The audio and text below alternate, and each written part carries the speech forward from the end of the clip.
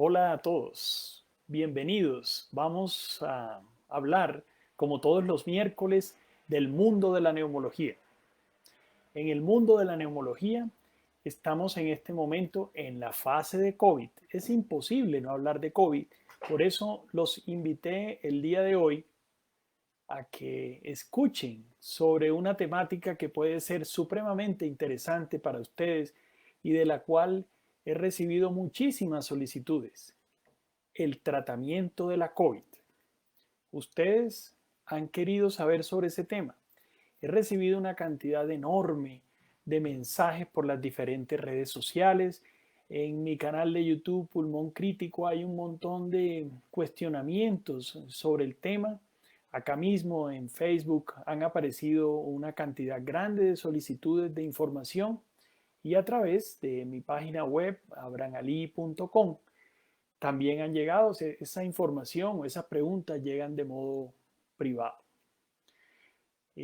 Mientras se unen más personas a este consultorio virtual en que, como te he dicho, comentaremos sobre el tratamiento de la COVID, quiero invitarte a visitar el nuevo medio de difusión que he desarrollado para personas que estén interesadas en conocer mucho más en toda la temática de la neumología: los podcasts.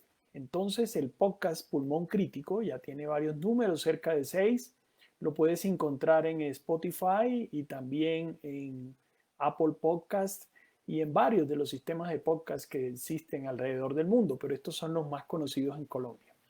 Entonces, bueno, como todos los miércoles a las 6 de la tarde, vamos a hablar primero sobre las preguntas que han llegado de modo anticipado. Las voy a contestar. Posteriormente trataremos la temática del tratamiento de la COVID y terminaremos respondiendo las preguntas que ustedes hagan en vivo. Aquí veo que ya está unido en vivo Diana Betancourt Vélez y está saludando. Vamos a contestar primero la pregunta de Stan López. Stan comenta que tiene 2 años de haber dejado el cigarrillo y pregunta cuánto es el promedio de recuperación de sus pulmones si tiene 32 años. Entonces, ven te cuento. Los pulmones se van deteriorando año a año después que la persona cumple 40 años. En general, la capacidad respiratoria que se pierde son 40 mililitros por año. Si la persona fuma, estos valores se pueden duplicar o triplicar. Entonces, la recuperación específica puede que no se requiera porque es posible que tú no tengas daño pulmonar estant o es posible que nunca se recupere. Para lograr saber esas respuestas hay que hacer una valoración actual de tu función respiratoria y allí podremos saber la respuesta real de cómo se va a comportar tu pulmón. Entonces, no sé en qué ciudad estás, en qué país estás, pero puedes consultar para hacer una valoración ahora que has tomado la sabia decisión de abandonar el cigarrillo. Saludos a Lubín Sarmiento, Luz Elena Romero, Miladis Peñarredonda, Liliana de Duque. Ahora, contestamos la pregunta de Andrés Moreno. Me pregunta que él le preocupa que las personas, o pareciera que fuera el caso de él, que sufre POC, hipertensión y varices, si se debe usar salbutamol, que en ocasiones es lo que le alivia. Dice que además la persona por la que consulta usa torvastatina, losartán y verapamilo. A ver, importante, Andrés, que hayas hecho esa pregunta, porque puedo aprovechar para comentar que salbutamol en general no es un tratamiento para la EPOC y que se utiliza solo durante las fases de crisis. El real tratamiento para la EPOC son medicamentos de larga duración y salbutamol debería estar relegado a un papel terciario. Entonces, si tú sientes alivio con salbutamol, la persona por la que preguntas probablemente es porque no tiene el tratamiento adecuado para la enfermedad pulmonar obstructiva crónica. Ahora, Berito pregunta, Berito debe ser seguramente Verónica: mi mamá tiene cáncer de ovario, secundarismo en peritoneo. Secundarismo, para los que no sepan, es infiltración del cáncer en la capa que cubre en los intestinos. Y en la TAC le salió un granuloma calcificado en el lóbulo superior derecho, aquí en esta zona del pulmón, con un tracto fino pulmonar asociado y otro en el lóbulo superior izquierdo. Dice nódulo sólido de 6 a 7 milímetros. Entonces, pues te preocupa ese nódulo, quisiera seguramente saber qué se hace con ese tipo de lesiones y la respuesta está determinada por toda la característica específica de esos nódulos. El cáncer de ovario en general no produce metástasis a los pulmones. Es supremamente raro, lo produce más a la capa que cubre los pulmones que se llama la pleura, pero no a los pulmones propiamente dicho. Más sin embargo, si ella tiene el secundarismo ya en el peritoneo, uno teme que los nódulos tengan una relación directa con el cáncer de ovario. Es lastimoso porque eso llevaría a empeorar el pronóstico. Toca hacer una historia clínica muy juiciosa, cuidadosa, que el oncólogo remita al neumólogo para tener el conocimiento preciso. Si por la característica de ese nódulo hay que hacerle una biopsia, tomarle muestra o sacar ambos nódulos, porque hay algo que a veces ustedes los pacientes no conocen y es el tema relacionado con que las metástasis pueden sacarse totalmente de donde estén. Hablar de metástasis no siempre es hablar de que no hay nada que hacer. Las metástasis se sacan por una cirugía que se llama metastasectomía. Ahora vamos con la pregunta de Ezequiel. Ezequiel dice que está en Argentina y quería saber sobre una duda respecto a que si una persona asmática fuma marihuana, le pregunta qué le sucede, es lo que quiere saber, qué le sucede si el asmático fuma marihuana. Entonces, la marihuana se comporta en ese sentido similar al cigarrillo, es un irritante del árbol bronquial. No me voy a meter a la profundidad sobre el tema de la marihuana porque para eso te invito a que vayas a mi canal de YouTube, Pulmón Crítico, y vas a encontrar un video, tiene como unos 7, 8 minutos en el cual explico todo el impacto que genera la marihuana sobre el pulmón. Pero en el caso del asmático se comporta igual al cigarrillo y genera cierres y broncoespasmos pulmonares y son capaces de estimular crisis asmática. Por último, la pregunta de Kevin Corado dice que está en Guatemala, que su esposa tiene COVID-19. Según el médico, que el proceso ya se encuentra en recuperación, pero ella se encuentra delicada, no llegó a ser intubada, pero sí requirió oxígeno por varios días. Y el médico que la trata le dice que tiene un daño o destrucción pulmonar por el virus. Y Kevin pregunta que si eso se puede regenerar o sacar el pulmón dañado con el paso de los años. A ver, Kevin, el pulmón que se daña por COVID y genera secuelas, generalmente lo que tiene es fibrosis pulmonar, o sea, se pone duro. Eso se conoce de las pandemias, no fueron pandemias, de las grandes epidemias previas por coronavirus, que fueron el SARS y el MERS en el 2004, 2013 y el 2012. Y en esas situaciones hubo un 20% de los pacientes que quedaron con secuelas pulmonares. En tu caso, te invito a la tranquilidad porque hay que dar un tiempo de recuperación de unos 6 meses para mirar el real estado pulmonar en que quedó tu esposa. Sugiero dentro de 1 o 2 meses hacerle una espirometría y un TAC de tórax para que sepas cómo es la secuela, el impacto y qué hay que hacer con esta situación. Bueno, hay muchas personas conectadas, siendo las 6 y 9 minutos. Eh, ya saludé a muchos de ellos. Ahora Liz Jiménez, Elizabeth Zambrano, que siempre nos está acompañando, muy amable. Y ahorita respondo las preguntas que aparecen acá. Entonces, o antes de entrar en el tema, dando la oportunidad que otros lleguen y se conecten, entonces voy a contestar la pregunta de Miladis Peñarredonda que dice, si una persona le sale negativa la prueba de COVID, ¿significa que es inmune al virus?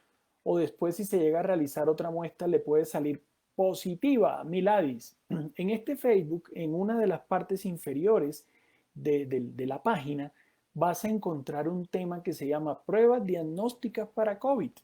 Y ahí le dedicamos una sesión, una media hora a ese tema. Más sin embargo, como siempre lo hago, te voy a contestar. El porcentaje de pruebas negativas que se denominan falsos negativos o de pruebas positivas que se denominan falsos positivos, es decir, que a pesar de ser negativas, en realidad la persona está enferma. o que a pesar de ser positiva, la persona no está enferma, es alto. Lastimosamente hay muchos factores, sobre todo en nuestros países de Latinoamérica, que llevan a que estas pruebas no siempre sean fidedignas y uno ve de todo. Esa posibilidad de que una prueba positiva realmente sea positiva va a estar relacionada con la cantidad de enfermos en la comunidad. Entonces, el hecho de tener la negativa para nada significa lo que me pregunta, si es que si hay inmunidad de la persona. Eso no es así. No hay inmunidad de la persona porque la prueba es negativa. Puede ser que no esté enfermo o que es un falso resultado. Lubin Sarmiento, Vicky pregunta, 52 años de edad, hipertenso, que hace un año presentó una isquemia y hace varios años le realizaron un cateterismo. Con sobrepeso, con bajos niveles de sodio, se hizo la prueba de COVID y salió positivo, pero no tiene síntomas. Aparte de aislamiento y los cuidados de higiene, ¿qué medidas o medicamentos se sugieren para que se mantenga sintomático teniendo varios medicamentos para la hipertensión arterial? A ver, Vicky, esta pregunta o esta respuesta puede generar un grado de preocupación, porque si realmente esa prueba de COVID es positiva, ya te acabo de decir lo que es los falsos negativos. Si la prueba de COVID es realmente positiva y la persona tiene todos estos factores de riesgo que comentas, existe un riesgo supremamente grande al octavo día de evolución. Entonces hay que estar supremamente cuidadoso de mirar qué pasa en los siguientes días, porque en el día octavo es cuando por promedio, por datos estadísticos, se dispara lo que se llama la tormenta inflamatoria. Entonces, cuando ya ha pasado el día 10 del cuadro de la persona, en ese momento ya hay un poco de tranquilidad y probablemente no va a pasar nada. Si no, esos primeros 8 días hay que estar supremamente atento a la evolución e ir al hospital en caso de algún tipo de deterioro para evaluar saturación de oxígeno e impacto sobre el pulmón. Hacer algo especial no lo hay. Dame unos minutos y cuando te hable del tratamiento de la COVID ya vas a tener claridad de cómo sería la posibilidad de manejarlo. Juliano, saludos, está en Barranquilla. Juliano, recientemente hemos estado tratando su caso, no fácil, pero bueno, estamos saliendo adelante. Angélica Rodríguez pregunta, ¿por qué se insiste tanto en la ventilación mecánica? A ver, el 80% de las personas, Angélica, son asintomáticas o no les pasa absolutamente nada. Eso es lo que sucede en general.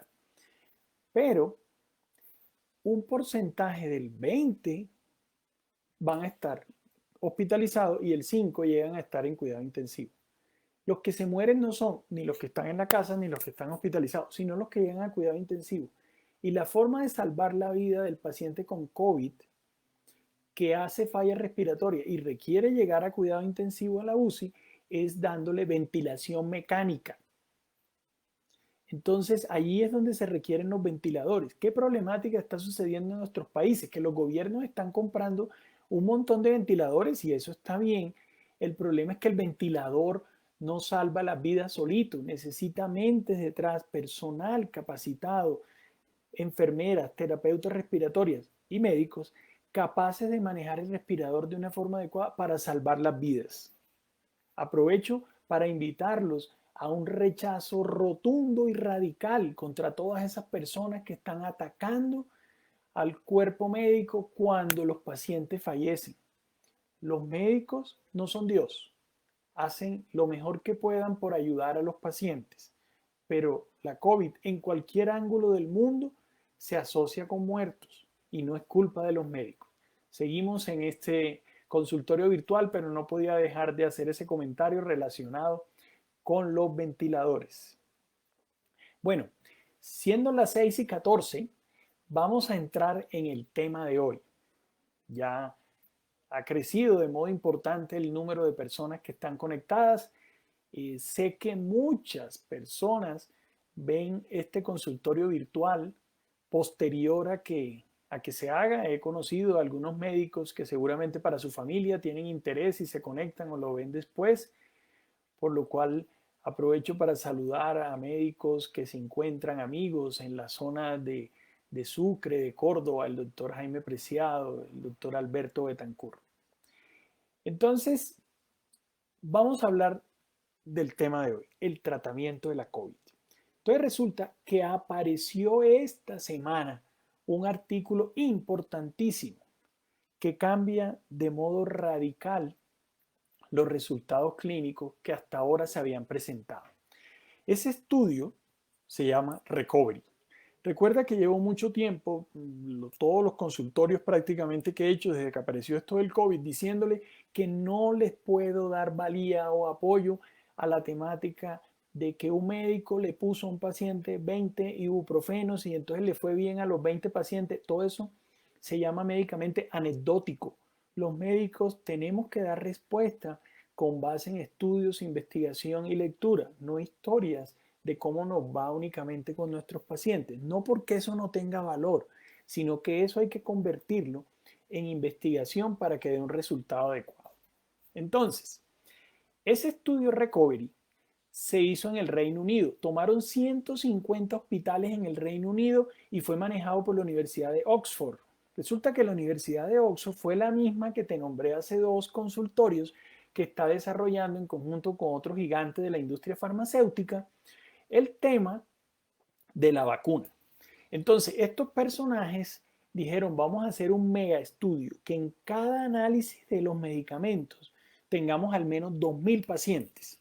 Y allí, entonces, colocaron a los pacientes en cuidado usual, a otros le dieron lopinavir, ritonavir, otros grupos le daban hidroxicloroquina con acitromicina, otros corticoides, dexametasona, y todos esos grupos van andando y en este momento se están investigando la respuesta.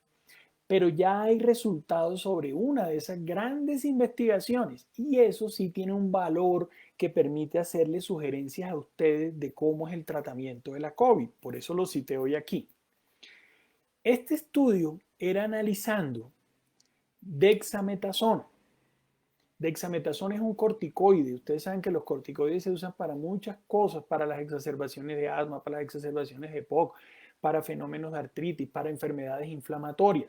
Pero esas drogas no son medicamentos inocuos, producen muchos problemas, entre ellos el sobrepeso, el acné, producen giba, hipertensión arterial, aumentan el azúcar en la sangre. Entonces, no es tema osteoporosis, que es gravísima en ciertos casos, cuando es por corticoides. Todas las personas mayores de 70 a 75 años tienen un grado de osteopenia, de osteoporosis leve, pero esta es agresiva, esta osteoporosis. Entonces, ese medicamento dexametasona se comparó en un estudio que se llama aleatorizado controlado, en el cual iba un grupo sin nada o con el tratamiento usual y otro grupo iba con el tratamiento con dexametasona. Esa investigación tuvo un grupo independiente que analizó los resultados aparte, porque dedicaré un podcast en el futuro y dedicaré un consultorio a comentarte sobre todas las investigaciones que han dado resultados y han emocionado al mundo entero y después se han echado para atrás. Ese es un tema que tenemos que tocar posteriormente. Entonces, debido a que han habido resultados falsos, se nombró esta comisión independiente para que hicieran los análisis. Y ellos se encontraron con una cosa supremamente interesante, importantísima. Resulta que los pacientes que se encontraban en ventilación mecánica, aprovechando la pregunta de Angélica Rodríguez, la que ya le contesté sobre la ventilación mecánica, cuando se les daba dexametasona 6 miligramos en unidades de cuidado intensivo al día, tenían resultados positivos. La mortalidad se reducía de un modo importantísimo, como pocas veces se logra con medicamentos. En cuidado intensivo, las personas se les reduce la mortalidad 35%. Eso sí es un resultado contundente. Y si la persona no estaba en cuidado intensivo, sino que estaba en el hospital con oxígeno, se le reducía la mortalidad 20%. O sea, prácticamente se salvaban 1 de cada 5 pacientes y en el otro grupo se salvaban 1 de cada 3 pacientes que en otra condición, si hubieran quedado en el grupo sin dexametasona, hubieran muerto. Eso es un resultado importante. Entonces, la dexametasona en este momento es una respuesta y es un medicamento que se debe utilizar en paciente hospitalizado con oxígeno y paciente en cuidado intensivo. Pero ya hoy me llegaron los WhatsApp, los diferentes mensajes, preguntas. ¿Tengo COVID? ¿Puedo tomar dexametasona? No, no es para el que tiene COVID y está en su casa. Es para aquel que se deteriora la oxigenación. En los que están ambulatorios con poquitos síntomas, como el caso que me preguntaba Vicky, por ejemplo, en ese caso no debe usar dexametasona porque le sube la tensión y le da todos los otros problemas. Por favor, no hagan lo que hicieron con la hidroxicloroquina, de ir a acaparar la hidroxicloroquina en la farmacia y comprarla porque se iba a acabar. No, no hagan eso.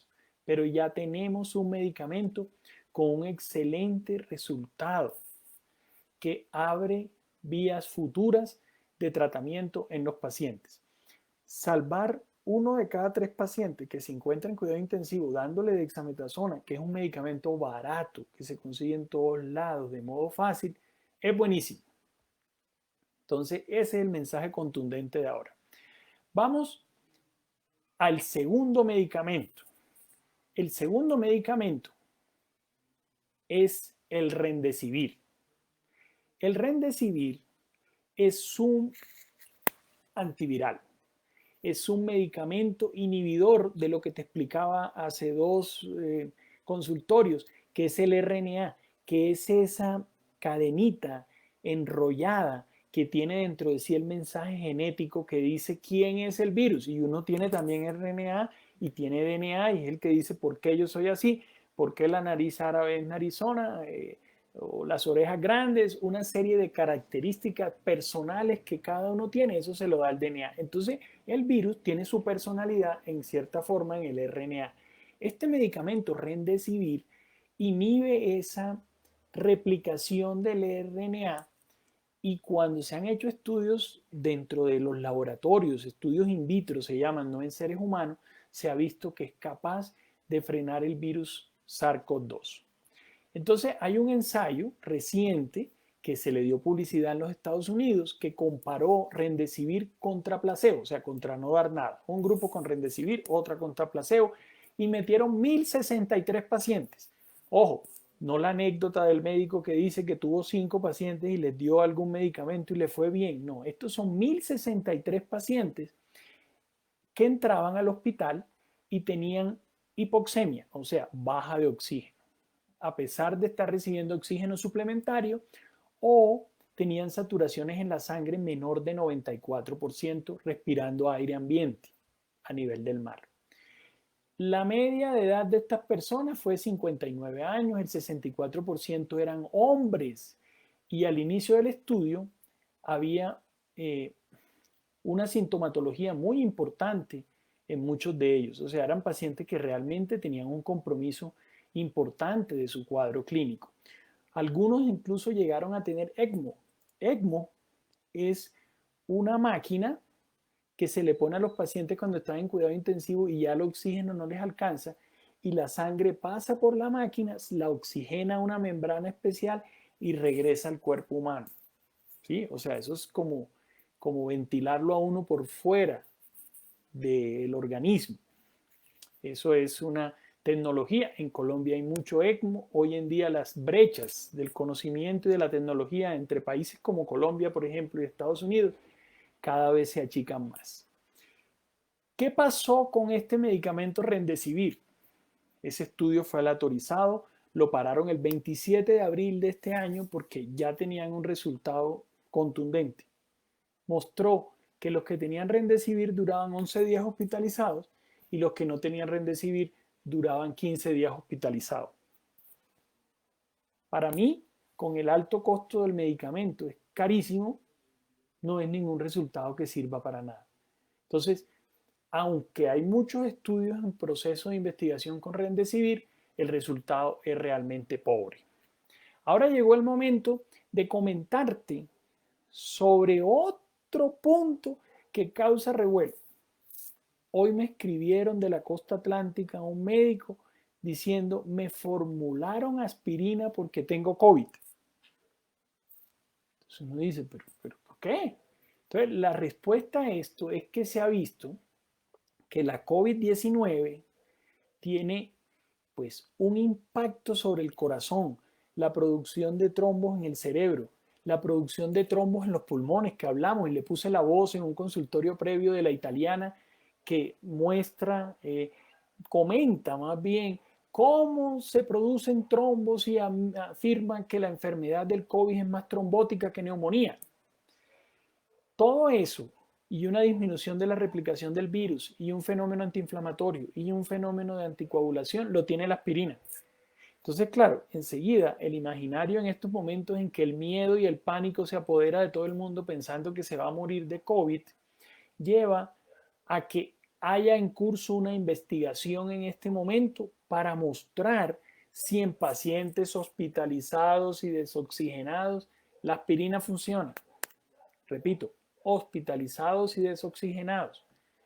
No que todo el mundo va a salir a tomar aspirina para protegerse de la COVID. Eso no tiene ninguna prueba científica ni demostración. Probablemente este estudio del que les estoy hablando, que está en curso y que debe acabar su reclutamiento de pacientes para evaluarlo a finales de junio, ya a finales de julio tendrá un resultado. Pronto va a tener un resultado si eso sirve para algo o no sirve. La aspirina tiene un efecto anticoagulante porque inhibe la unión de las plaquetas una con la otra, pero no porque por sí misma quite los trombos. Es completamente diferente. Entonces, la aspirina, cuando uno la toma, puede generar una gastritis terrible, puede generar perforación gástrica y puede dar problemas de alergias importantes y exacerbar crisis de asma para los que sufran de ella. Entonces, tampoco, no es el momento de salir a tomar aspirina. Un tema que yo les quedo debiendo, no sé cuándo lo podré desarrollar, es el tema de cómo se trata al paciente en cuidado intensivo, que ahí la cosa tiene una mirada diferente y podré comentarles más detalles, que la pregunta de Angélica me dejó pensando. Ahora, vamos al cuarto medicamento. No lo puedo tocar todos, ¿no? Por el momento vamos con tres. El otro ha tenido un gran revuelo, se llama lopinavir ritonavir. De ese se viene hablando hace un montón de tiempo. Resulta que ese medicamento está aprobado por la FDA, que es como el INVIMA de los Estados Unidos, y se usa para tratar el virus de la inmunodeficiencia humana, para tratar pacientes que tienen VIH. Pero él ha demostrado una actividad contra los coronavirus, contra una proteasa especial que se llama la 3-quimotrixina, similar a esa. Entonces, con base en ese análisis, se ha pensado que debe darse ese medicamento.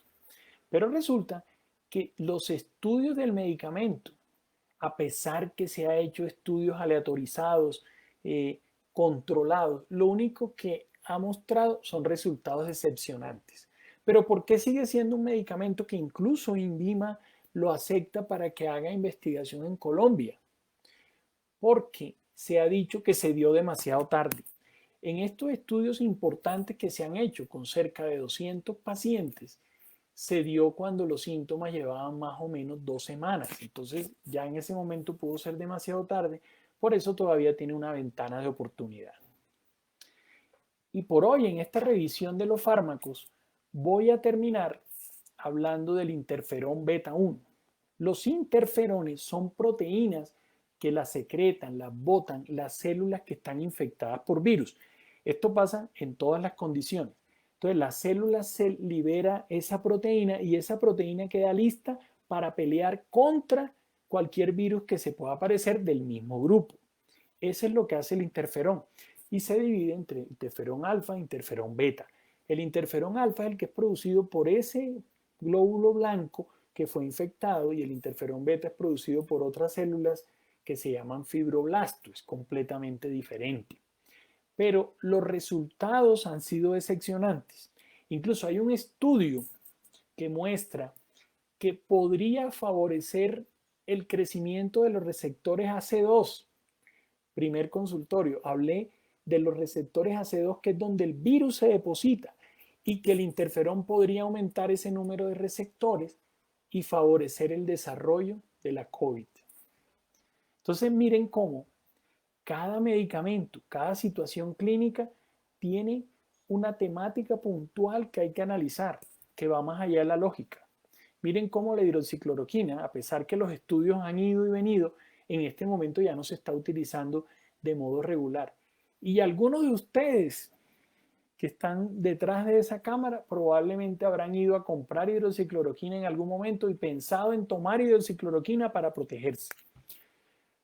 Hay un estudio también de Oxford de 40.000 personas de la salud que han tomado para prevención hidroxicloroquina y algunos amigos médicos que apoyan todavía la utilización del medicamento están esperando con ansia ese resultado.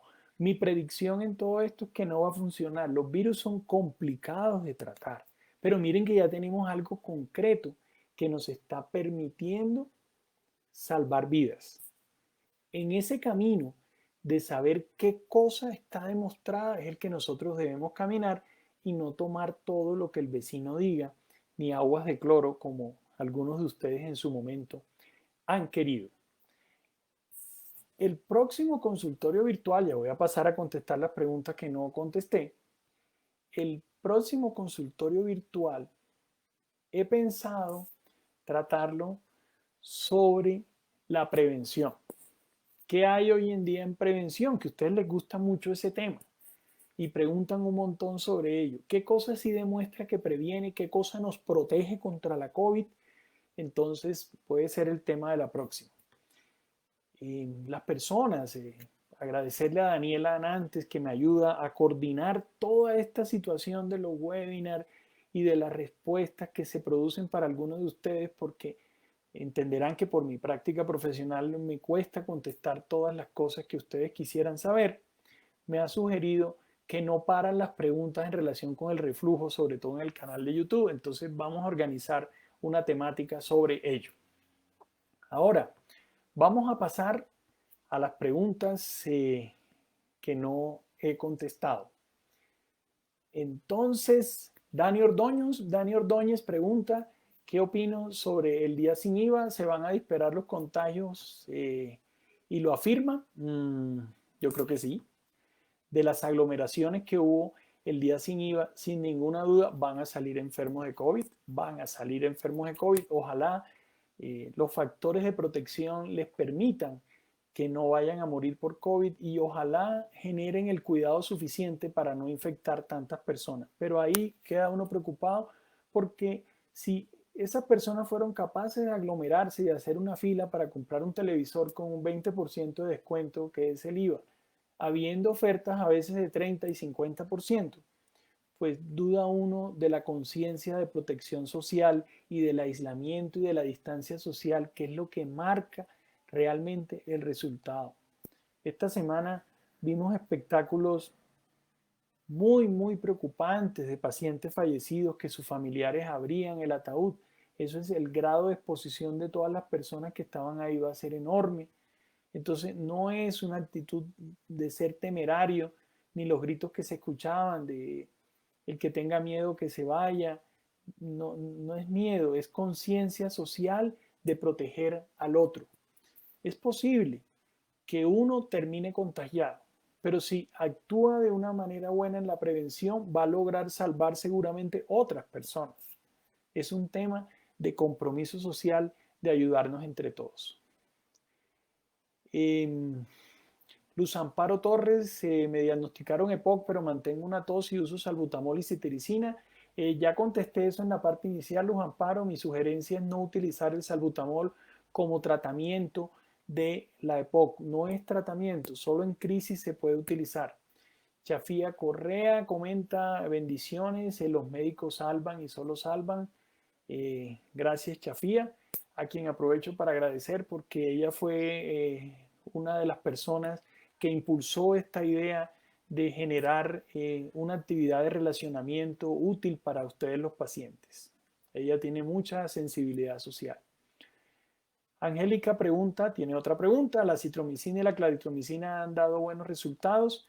Siguen en estudios, pero los resultados no han sido impactantes en cuanto a ninguno de los dos medicamentos. Uno los utiliza mucho porque cuando los pacientes llegan a cuidado intensivo, nunca existe la certeza que si hay una neumonía, esa neumonía debe ser por COVID, porque la neumonía, como les dije antes, no se fue de vacaciones, la neumonía normal por neumococo, por hemófilos influenza. Entonces, estas neumonías pueden tener un componente bacteriano. Entonces, uno se pone a tratar como si fuera COVID y se le escapa la neumonía bacteriana y el paciente se muere. Entonces, la conducta adecuada es darles tratamiento antibiótico, generalmente incluye la claritromicina o la citromicina, y va mirando si se produce o no el aislamiento de la COVID. Si se aísla la COVID y uno no ve síntomas de bacterias, puede quitar esos medicamentos. Ahora, María del Carmen tiene la misma pregunta anterior, lo del día sin IVA, ya la contesté, María del Carmen. Eugenia Domínguez, interesante, gracias por compartir. Reinaldo Ordóñez, una persona con marcapaso está más expuesta al contagio de COVID. Reinaldo, la respuesta es no, pero casi siempre las personas que tienen marcapasos tienen hipertensión arterial y otras enfermedades crónicas, entonces por ese lado sí genera el aumento de riesgo, pero no el marcapasos por sí mismo. ¿Cuántos días después, se pregunta Angélica, de haber tenido el COVID se continuarán los síntomas? Lo usual es que la sintomatología hace una semana, el aislamiento de 2 semanas, pero hay casos más prolongados que esto. Mina pregunta, ¿de manera preventiva se puede tomar fluimucil? Sí, el fluimucil en general no hace daño, es un antioxidante, pero no sirve para esto. Agradece Clara, Marta Lucía Argote, saludos. Marcela Maris Torre, ¿cómo se trata el paciente con síntomas leves en casa? Nada en especial. Recuerden lo del ibuprofeno. Si van a tomar ibuprofeno o AINES, es porque tienen unos síntomas de malestar, de fiebre, de dolor de huesos, de dolor de garganta, de cefalea, que amerita dar algo para aliviar esos síntomas. Pero no hay nada adicional como hidratar, mantenerse en cama y esperar. Ya les dije que se ha relacionado con melatonina, con cloro, con un montón de cosas, pero ninguna tiene fuerza en la evidencia. Clara pregunta, ¿la ivermectina es bueno para la prevención de la COVID? ¿Tomar una cucharada de eucalipto tutumo antes de dormir sirve para algo? No, Clara, no sirve ninguno de los jarabes que acabas de nombrar. La ivermectina tiene un racional que pudiera funcionar, pero nadie se ha metido, al menos que yo conozca, a tener una investigación grande con ivermectina. Pero la ivermectina sí ha demostrado in vitro, o sea, no en pacientes, que puede ser capaz de disminuir la entrada del virus. Angélica Sandoval, ¿qué diferencia entre el COVID, la rinitis y el dengue, ya que esto es común en Barranquilla cuando llueve? Entonces, dengue es una enfermedad viral producida y transmitida por un mosquito, Aedes aegyptus, que produce un dolor de huesos terrible y en los casos graves puede producir una alteración de la coagulación de la sangre y problemas plaquetarios. La rinitis es casi siempre alérgica, pero puede ser de varios tipos y es la obstrucción nasal y el moqueo. Y la COVID, bueno, llevamos semanas hablando de esto. Entonces, Diana da gracias, Diana Betancur, Rocío Bosa, ¿cuál es el tratamiento de los contagiados? Ok, ya eso lo respondí, los síntomas leves. He visto pacientes después de un mes de diagnóstico de COVID, aún permanece con tos, limitación de aire, espirometría obstructiva, ¿cuánto se va a demorar en resolver? ¿Qué inhalador sugiere usar? Bueno, puede que la persona tenga de base una obstrucción pulmonar, el 10-12% de la población es asmático, te da COVID y te exacerba esos síntomas. Entonces, hay que tratar más allá de la COVID. La COVID generalmente no viene sola y hay que tratar todo lo que eso la acompaña. Entonces, no hay un inhalador mágico, pero si el paciente tiene alguna sintomatología previa, yo le pondría un broncodilatador más un corticoide inhalado en combinaciones. Me quedé pensando en algo, espirometría obstructiva, hay que dar al menos un mes para hacerla, la espirometría, la curva flujo-volumen, antes de ponerse a hacer eso, porque puede generarle contagio al personal de salud. Odilia agradece mucho por la forma clara de hablar. Enid Verbel, a quien quiero mucho y la aprecio, saludos aquí presente. Magdalena López agradece. Janet, súper útil la información. Saludos desde Ecuador. Qué bueno. Yo creo que ven este consultorio desde muchos sitios de América Latina donde hay hispanoparlantes. Blanca Frusting, agradeciendo. Blanca es mi paciente. Tiene una EPOC. Espero que todo vaya bien, Blanca. Luz Amparo, saludando. Marta Peláez, Mateo. Neira, ¿no hay reinfectados por COVID? En general no. En general no. La noticia grande de esta semana, grande y preocupante, es que han encontrado que los pacientes que se han infectado y están asintomáticos, aquellos que dicen, uy, me salió positiva la prueba pero no siento nada, la protección de sus anticuerpos le duran 4 meses. Es cuando leí ese paper me aterró porque eso significa que esa sensación de seguridad del que ya me dio la COVID y me dio suave, pues no es tan real. Ojalá esos estudios no se repliquen y no muestren ese resultado. Víctor Nolasco, Víctor Nolasco, qué bueno que estés por aquí, de Guatemala. Elizabeth Valladares, Ignacio Asensio, soy paciente COVID, llevo 25 días enfermo, ya no tengo fiebre, pero mantengo fatiga, cansancio y dolor de cabeza. Sí, como lo decía, en ocasiones se dura más el cuadro clínico, pero sugiero que tu médico busque otras causas de esa manifestación que estás teniendo. ¿Por qué tienes tanta fatiga? ¿Qué cosas adicionales hay? O si hay, pues persistencia del virus en el cuerpo. Eh, Eso me hace pensar en que debo hablar la próxima vez de plasma de paciente convaleciente. En la parte de prevención les voy a hablar en el próximo consultorio de ese tema que es importante. Rocío Bosa me pregunta por la doctora María Barrientos que por qué el ibuprofeno no lo recomienda. Y ya he hablado de esto bastante, Rocío. Ya he hablado de la doctora María Barrientos, ya he dicho que el conocimiento médico que se transmite, sobre todo en cámaras, debe ir asociado a una fuerte evidencia. O sea, uno no puede desarrollar y promover conocimientos con todo el respeto de la doctora Barrientos de modo liberal sin tener estudios de investigación. La forma adecuada de expresarlo es, he tratado 20 pacientes y les ha ido mejor. Bueno, eso es una experiencia personal, pero no se puede afirmar que la forma de salvar vidas de las personas es tratar con analgésicos. Ya les dije que si la persona tiene síntomas y amerita tomar un ibuprofeno de su enfermedad, pues lo tiene que tomar y probablemente le vaya bien. Recuerda que la mayoría de las personas les va bien. Los datos de mortalidad, hay países que son muy altos, pero los de Bogotá, por ejemplo, en este momento están en 2.2% de mortalidad. Entonces, si yo digo, le di ibuprofeno, le di naproxeno, le di diclofenaco a 30 pacientes y ninguno se murió, eso no dice nada así solito. La forma adecuada de hacer investigación en medicina es tratar pacientes y comparar esos pacientes con los que yo trato con algo con otra cosa y al final mirar el resultado. Ese tema de los sesgos es importantísimo. Yaidi Pérez comenta por qué la persona asmática no puede tomar ibuprofeno, por favor. No puede, no debe tomar ibuprofeno, no debe tomar aspirina. En general, no todos los pacientes reaccionan igual, pero en general, nunca a los asmáticos se le deben poner este grupo que se llama AINES porque genera broncoespasmo, genera un cruce de moléculas que son capaces de cerrar el bronquio y meter a personas en crisis asmática. Lo mismo que los beta bloqueadores para los asmáticos. Bueno, debo acabar pronto. Lubín Sarmiento, saludando, Isabel Larranz, agradeciendo, Enis Verbel agradeciendo muchísimo, Miladis Peñarredonda, los 8 días que usted dice los síntomas que le hizo es a partir de la toma de la muestra, no, a partir del inicio de los síntomas. El problema es que cuando hay asintomáticos, uno no sabe cuándo inició realmente la enfermedad y ahí es complejo. Entonces, toma de base la toma de la muestra porque ahí estaba positivo. No, no olviden los falsos positivos.